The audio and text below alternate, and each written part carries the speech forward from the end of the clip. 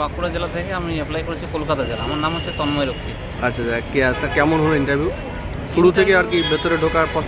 আচ্ছা, প্রথমে তো ওনারা গ্রাউন্ড ফ্লোরে আপনাকে ওয়েটিং রুমে বসাবে, সেখানে টেবিল নাম্বার দেওয়া আছে।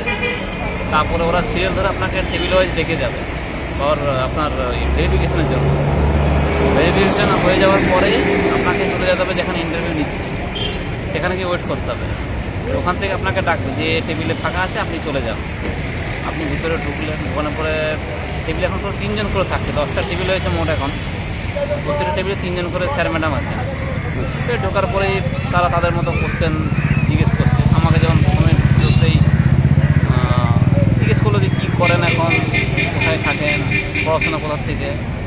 দেন তারপরে এলো আপনার ক্লাস নিতে বললো আমাকে ফটোসিনথেসিসের উপর। ঠিক আছে, সাবজেক্ট কি? আমার সাবজেক্ট হচ্ছে ম্যাথামেটিক্স। বায়োলজি চলে গেল? হ্যাঁ, চলে গেলো বায়োলজিতে। সেই রিলেটেড কিছু কোশ্চেন করলো।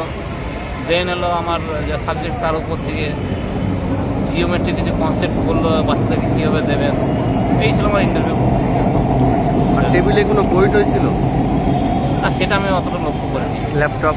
না, সেসব কিছু আমি দেখিনি। এই দিয়েই শেষ হ্যাঁ, করুন। এটাতেই শেষ হয়ে গেল। থ্যাংক ইউ স্যার, আপনি আগামী দিনে শিক্ষক হিসাবে আপনার শুভকামনা রইল।